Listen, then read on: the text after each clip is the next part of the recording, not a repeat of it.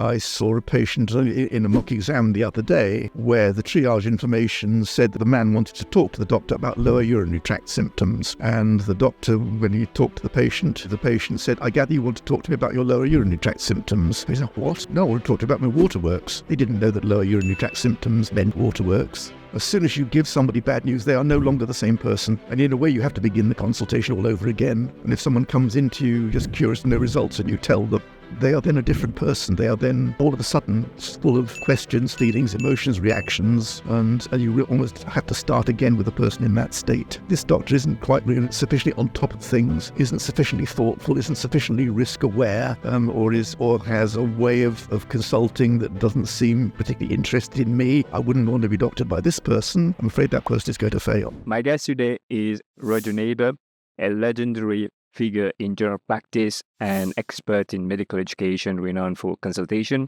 Hi, Roger. How are you doing? I'm fine, Erwin. Thank you. Gosh, what a build-up. Thank you. So it's good to have you here.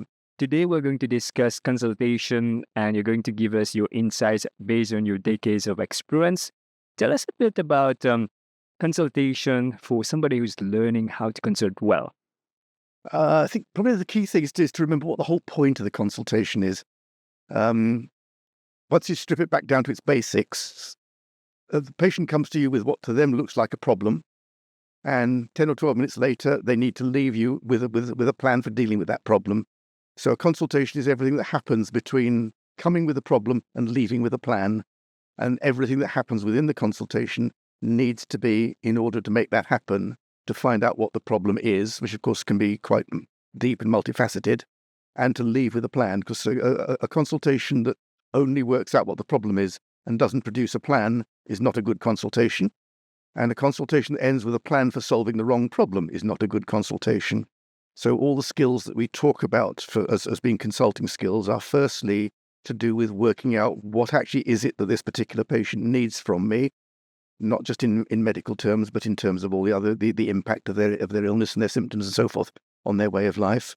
And the second half of the consultation is to do with working out a sensible plan for dealing with it, a plan that makes good medical sense, so that you, the doctor, can be proud of it, and also that fits and meets what the patient needs from you, which I guess is why we keep banging on about the famous ideas, concerns, and expectations that I'm sure all your viewers are sick of hearing about. But that essentially is trying to marry your medical knowledge with what the patient wants and needs from you. And all the things that we talk about as consulting skills are just ways of making that happen in the time available, which of course is always an issue in general practice. Absolutely. Time management is one of the common problems that doctors find. So what strategies would you say be useful for people to utilize to manage the time better? I guess that to some extent depends on what context we're talking about. In real life, there's no law of the universe that says that a consultation in general practice must last, let's say, 10 minutes, whatever is the average. That's a purely arithmetical number. If you divide the number of GP hours that are available on any given day by the number of people who want to see you, it's 10 minutes, plus or minus. And obviously some consultations will take less than that, not very many, unfortunately, but others will overrun, and that's fine. So flexibility is one thing. Of course, the nice thing about general practice is if you don't do everything today, you can always come back tomorrow or next week or the week after, which is perhaps one of the differences with general practice and hospital medicine. That's in real life. And I think one message which I don't know whether I expect that quite a lot of your viewers will be early in their careers where they're perhaps still fresh from doing exams and stuff, where timing of consultations is pretty, it needs to be precise. I hope I don't sound too much like a grumpy old man if I say this. I get the feeling that present generation of doctors are a bit more obsessed with trying to be punctual than certainly I was, and that I think people don't need to be quite as obsessed about it. Nobody dies if you run to 12 or 15 minutes. That's in real life, and obviously, of course, that's rather different from the setting of exams, which, of course, and as you know, are now mandatory for all people entering general practice, where consultation has to run its course in the prescribed time. For doctors qualifying in the UK, as you know, that's the MRCGP exam, the SCA component of it, where the consultation, at least the consultation that you get marks for, is exactly 12 minutes. And I think there are different skills needed for finishing a consultation in 720 seconds exactly, as opposed to 10 minutes plus or minus a bit. And perhaps we could, I don't know whether it would be of interest to your viewers to perhaps at some point for us to have a chat about how you can do that. Yeah, I think that would be an area of interest for viewers, especially when we dissect the data gathering, because that's where many people dwell on. So let's talk about how we segment this data gathering. Yeah. I guess most of us, certainly my generation, I expect yours as well, we were trained in essentially a hospital way of consulting, where you start by taking a history, and that means the doctor asks a lot of questions and gets a lot of answers and gathers data in that way. And that leads you, because that hospital style of questioning is driven from a hospital perspective, where the object of the exercise is to make sure you get the physical diagnosis right. The definition of problem that you end up with if you pursue an entirely doctor-driven style of questioning tends to be an almost exclusively biomedical diagnosis. And that's fine as far as it goes. But in general practice, as we know, there's much more to the problems that people bring us than purely what's wrong in medical terms. The problems that people present to us in general practice is usually a physical condition compounded by, set in the context of, affected by lots of other things about their family life and their circumstances and their social life and their employment and their cultural background and all those other things. And unless in general practice we take account of those factors, then we can end up, as I mentioned earlier, solving the wrong problem or only solving part of the problem. So the implications of that, the way that we run our consultations, are we need to find a way of drawing together two kinds of information. We need medical information that we as professionals can use, but we also need a richness of information that only the patient can give us as to how things seem from their point of view. And so I think it's in the early part of the consultation, I think it works best to separate out those two kind of data streams, to separate out the story that the patient wants to tell you in all its vagueness and its richness, and the data that we need as medical professionals, which is medical information. And I think it works best to keep those two data streams separate. And I personally think it's best that we should start with the patient's point of view, because to get the story from the patient's point of view first of all, because most consultations in general practice will begin with the doctor saying something like, "How can I help you?" And that to the patient is an invitation to tell their story. And if we cut across that too early or with too many kind of closed questions, we hinder and get in the way of the telling of the story, and that's where most of the cues to the agenda will lie. So I personally think we need to divide the consultation up into a number of parts, and I'd like to call the beginning of it the patient's part. That's where you concentrate on getting the patient's take and point of view within as much richness as you can. And that's where ideas, concerns, and expectations, those three famous words. And although they've become a bit of a cliche, they're really important, because it's really important if we're going to be able to help in the later stages of the consultation that we do understand what this problem means to the patient, what they think's going on, what their priorities are, what their agenda is. Because if we don't know it, we can't address it. So I think that's the early part of the consultation. And then obviously, as you listen to the story that the patient tells you, your medical brain kicks in, and you start thinking, I need to ask this, and it could be that, and we could do this test, and and you start thinking medical questions. But I think exploring that medical data stream is the second part of the consultation. It's a kind of supplement. And so I think it works best to separate your data gathering or your history taking into, first of all, let's hear the patient's take on it. Then I'll ask my medical questions. Pull those two things together, and then you've got the information that I think enables you to formulate an understanding of what the problem is that's both medically relevant and also takes into account the patient's perspective. That's great. So one of the things that trainees do struggle is when it comes to discussion of results, because then they're not sure how to take the history. I don't know whether you've come across this. Sure, yes. As well, because quite a lot of consultations are follow-ups from some previous thing, aren't they? And they're quite often coming back for test results. And unfortunately, with the pressures of work at the moment, it's increasingly common for the patient to see for follow-up not necessarily the same doctor that they saw previously.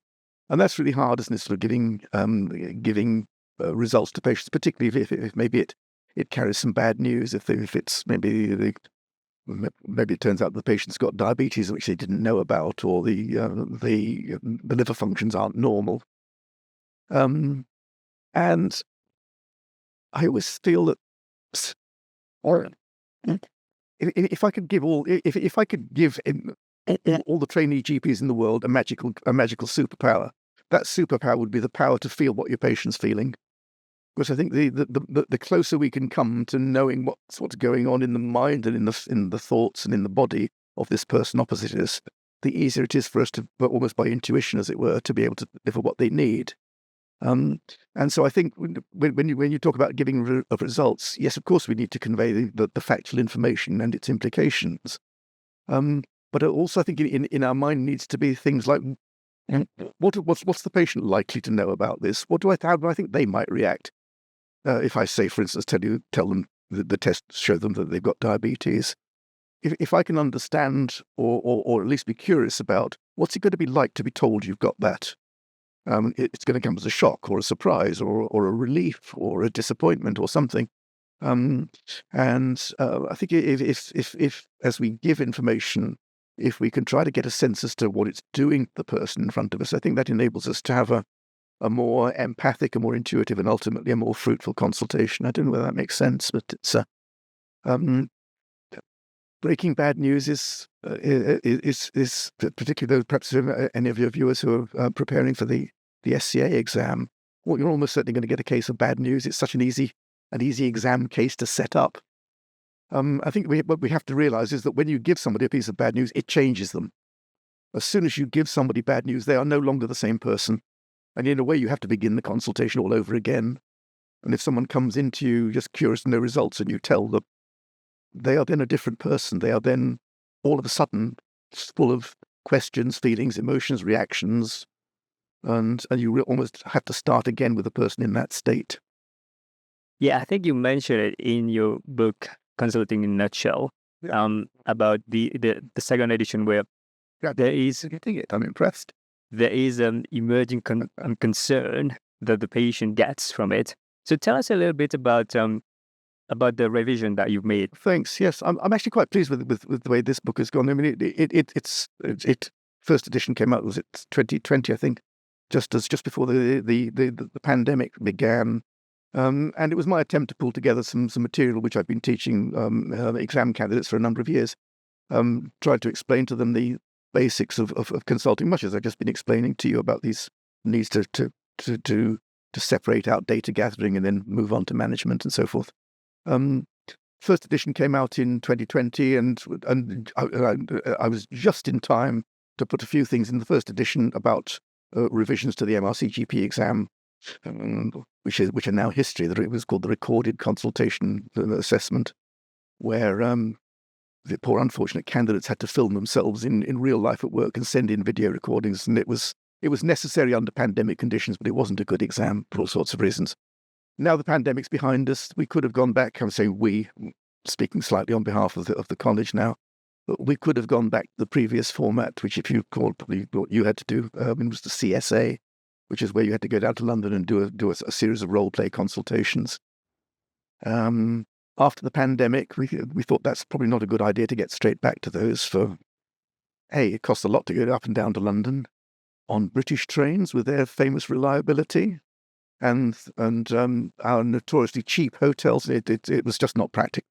So the new format of the exam is essentially a series of role play consultations, but conducted over a video platform, and it's working quite well. It kicked off in November last year. It's run twice in November, December. So I think we've had 4 or 5 iterations of it now. It's bedding in nicely. But understandably, it created quite a lot of anxiety amongst the cohort of young doctors who not only had been working under COVID conditions for many of them, and are now faced with having an exam that's in a format that they're not necessarily familiar with. So I think it's easy to forget that we're now seeing a generation of young GP trainees whose only experience of general practice has been in COVID and post-COVID conditions. For them, for this particular cohort now, general practice that for you and me was almost exclusively face-to-face. For some of them, this is a novelty. They're not used to it, and it's quite scary. And so it seemed to me that we've had to rethink some aspects of the way we consult in order to accommodate the fact that more consultation now are taking place over the telephone than used to be the case. And although not many consultations in real life take place over a video platform, for the exam purposes they do. As I say, it's working quite well, but it is unfamiliar. And so it struck me that if I was going to try to remain helpful, if I can, to the rising generation of GPs, which was my aim in writing these books, we just needed to get to take account of the fact that the rules have changed, the game has changed, and to some extent the nature of behaviour that people need to demonstrate has changed. So that was what prompted me to put a bit of effort into updating the edition. Great. So tell us about some misconception that you have noticed helping trainees with the exam. Well, it's such a difficult thing, isn't it? I think it's the problem that confronts us in general practice, whether or not there's an exam, which is making that transition from a hospital way of thinking and working to a general practice way of thinking and working.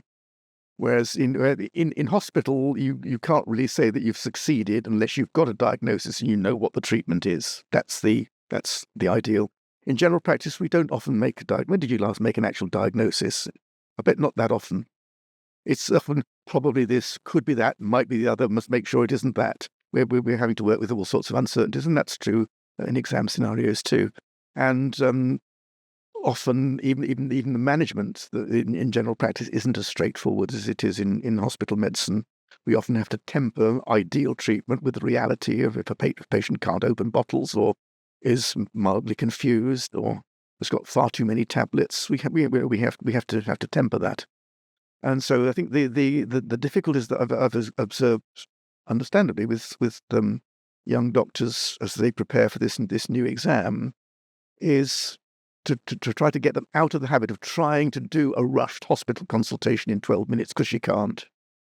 Instead, you have to try to divide that time of 12 minutes, which is the time that's available in an exam, and make sure you, to the best of your ability, cover that vital task of the consultation, which I mentioned when we first began, of first of all finding out what the problem is and then making a plan for dealing with it. And still factoring into that the uncertainties, the bits of information that might be unreliable, the fact that there's usually more than one way of managing a consultation. And for some candidates, I find it really hard to accept that there's no such thing as a perfect consultation in general practice. There's no such thing as perfect management.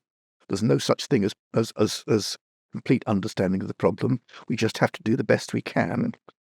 But by way of reassurance, I would say to candidates like that the examiners who mark those cases, they live in the same real world too. They have to deal with uncertainty and don't always know what to do. So, word of reassurance, if any of Erwin's viewers are exam candidates, don't think that you're being judged by anybody who knows what the perfect answer is or are perfect themselves, because they're not. I'm no longer an active examiner, but I'm well in touch with my friends and colleagues who are. I know that they're not looking for anything particularly marvelous about it. All we want you to show the young doctors to show us is that you're safe. The patients are safe in your hands. You're not going to do them any harm, and that you can make your own decisions. Because unlike in most of the training grades, while you're still in training, there's always a trainer or a supervisor or a program director or someone that you can go to for advice. Once you've CCT'd and are out in the real world, that's no longer the case. So we're looking for a candidate in the exam to show us that they can keep their patients safe and that they can make and justify their own decisions. And how you do that, nobody minds too much. I've suggested a sensible way of approaching it, and that's what these books are about. But there's no right and wrongs about it. And so I think the question on which I've rambled for a number of minutes was what are the difficulties, or what advice would I give to people? I think the first bit of advice I would do is discipline yourselves to take 6 minutes of data gathering as best you can and then move on. Almost certainly, if you ask lots of open questions, just let the patient tell their story, ask a few well-chosen medical questions, you'll get a good enough idea about what the problem is to then be able to give 5 or 6 minutes worth of management. And if your aim is to pass the exam, if that's where you are in your career, and that's what you've got to do, the way to do it is to spend 6 minutes of data gathering and 6 minutes on management, and then you'll pass. That sounds so easy, doesn't it? It's easier said than done, obviously. Are you feeling unsure about the SCA? Maybe you don't know what to do, or you don't know whether you're doing the right thing. If you'd like to get a free copy of the SCA blueprint, click the link down in the description below to get access to the SCA blueprint that GP trainees have already used and passed the SCA exam. It's completely free. Just click the link down in the description below to get access to it. Clinical management is one of the most heavily domained among the free domains. So tell us what separates a trainee who is scoring pass compared to one who is scoring clear pass, Roger. Yeah, it's one of those things that when I think that you know it when you see it. I don't know whether you're aware of how the exam is marked, but it isn't marked with a checklist. Did you do this, this, and this? Ideas tick, concerns tick, expectations no. It isn't marked like that. It's marked in a much more global, gestalt kind of gut feeling kind of way.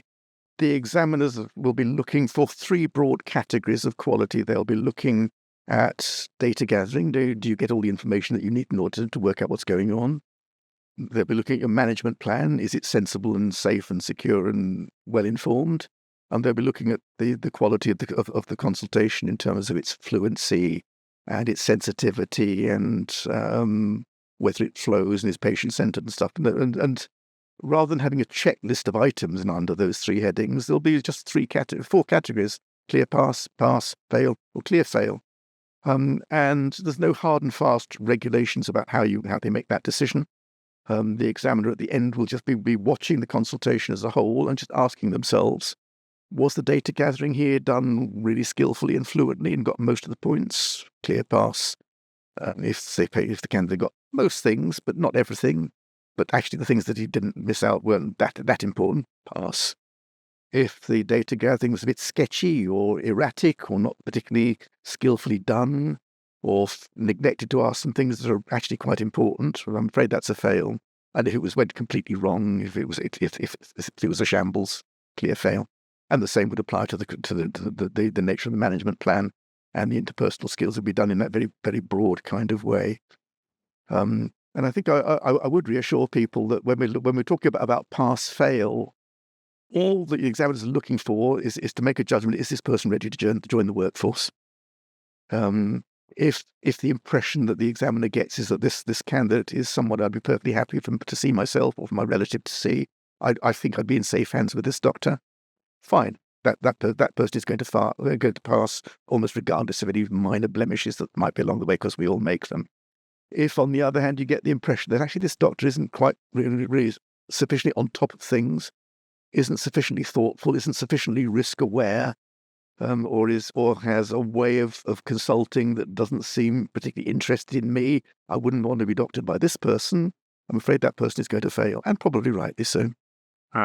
Yeah, I think it's very important that you raise that point, because some trainees might think they are looking for a perfect consultation or the right way of doing things. There's no perfect consultation.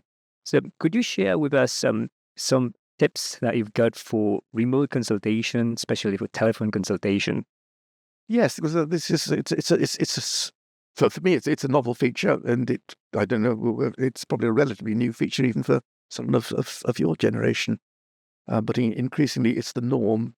I think it's increasingly the norm for doctors, but it's not increasingly the norm for patients yet. Most patients are still a bit thrown by it, and for most patients a telephone consultation is second best, they think.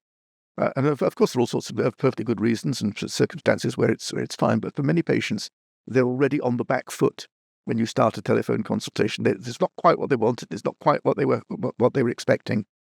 So I think a number of points that are worth making from the doctor's point of view. Firstly, read the notes in advance. Really important that at least you've got some idea about the patient you're going to be talking to. When that patient answers, when somebody answers the phone, it might not actually be the patient.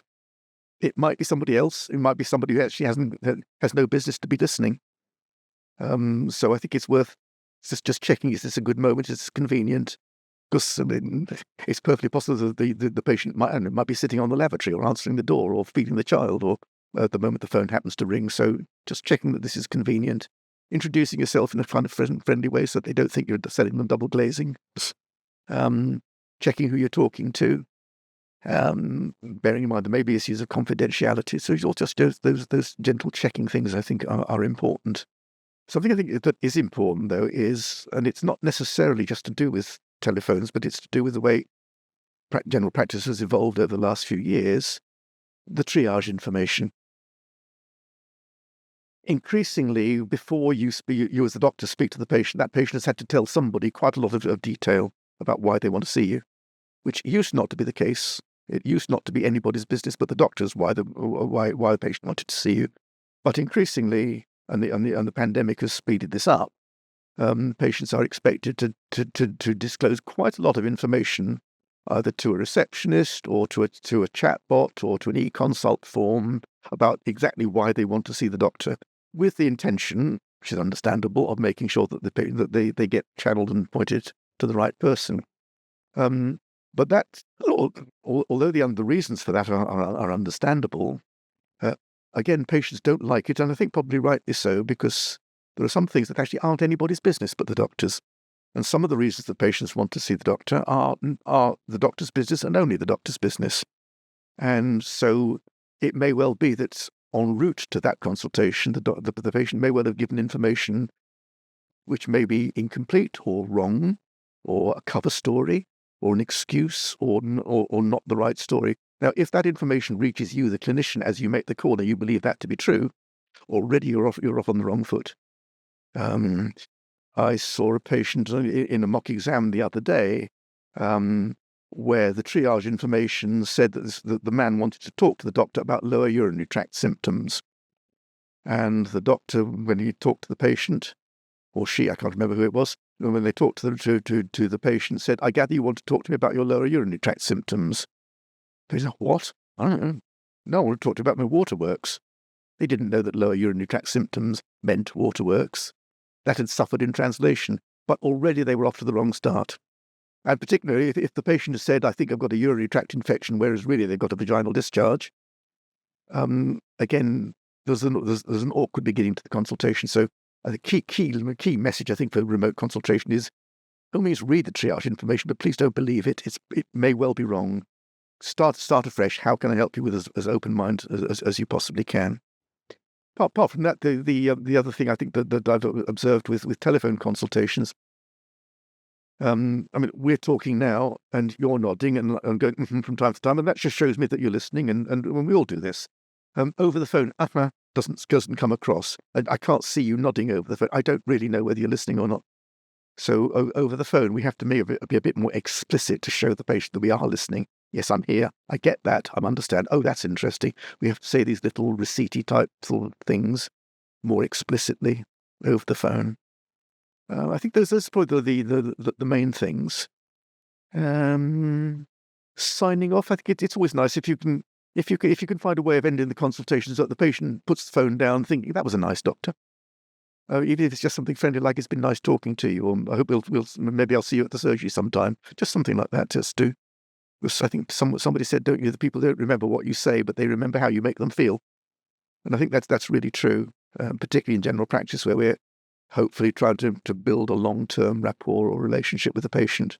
It does no harm for them to think that we're okay. Yeah, the first impression, the last impression counts a lot. Yeah.